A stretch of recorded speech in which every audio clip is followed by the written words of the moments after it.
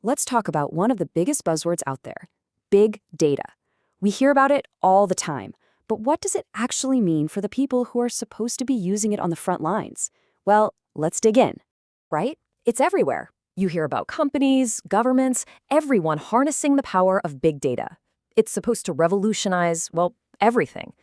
But before we get to the revolution, we've got to ask a really basic question. What even is it? So the classic way to explain it is with the three V's. First, you've got volume. That's just the massive, massive amount of data. Then there's velocity, how incredibly fast it's all being created. And finally, variety, because it's not just neat spreadsheets anymore. It's text, photos, videos, you name it. Basically, it's any data that's just too big, too fast, or too weird for our old tools to handle. Okay, with that in mind, we're going to bring this huge abstract idea down to earth. We're going to look at a really fascinating study from 2022 that dove into how big data is being adopted or not in information institutions over in Bangladesh. So the researchers really wanted to get past all the hype. They went out and surveyed 25 information professionals across 20 different places. Think university libraries, colleges, health centers, and their goal was pretty simple, but also really important, to find out what was actually happening on the ground, far away from all the big tech headlines. And what they found, well, it's a major reality check. The results paint a picture that's way more complicated and, honestly, a lot more human than you'd probably think. This is where it gets good. So this was it, the main question. With all the talk about making smarter, data-driven decisions, you'd probably guess that, yeah, everyone's jumping on board. But what does the data actually say? Well, take a look at this. The results show this huge gap between the hype and the reality. Only 20%, just 1 out of 5 institutions had actually adopted big data. The biggest group, 40%, hadn't.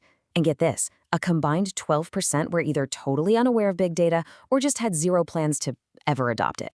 So much for a revolution happening everywhere at once, huh?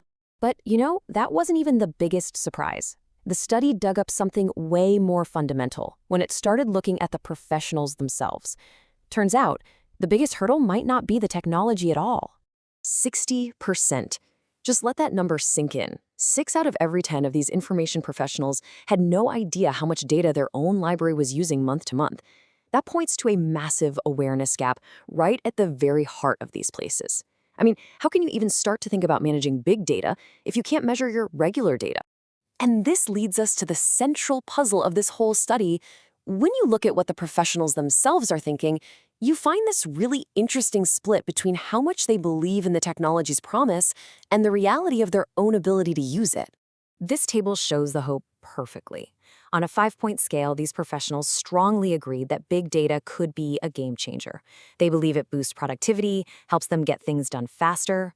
The optimism is definitely there. They totally see the potential. So they see the promise, for sure. But, there's a world of difference between believing in something's potential and actually having the skills to make it happen. So the study asked another question. How familiar are you, personally, with big data?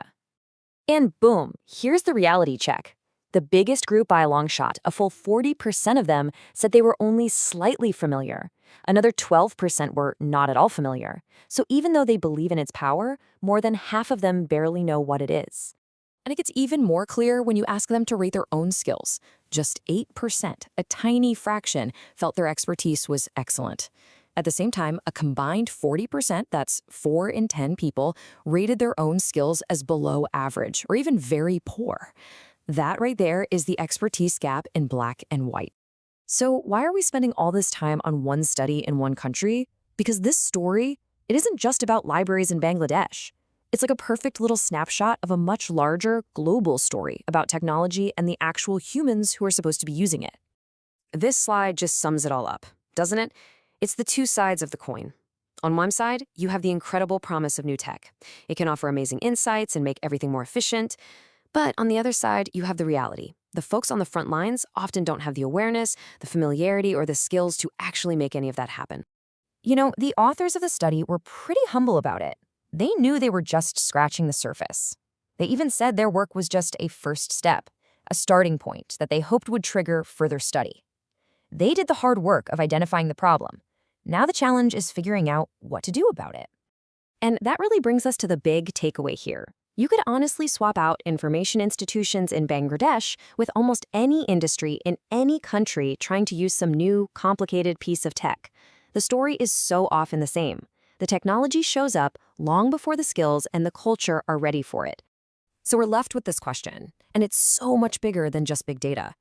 It's just not enough to invent powerful new tools. We have to invest in the people who are going to use them. How do we build that bridge between what's possible with technology and what's actually practical for the people on the ground?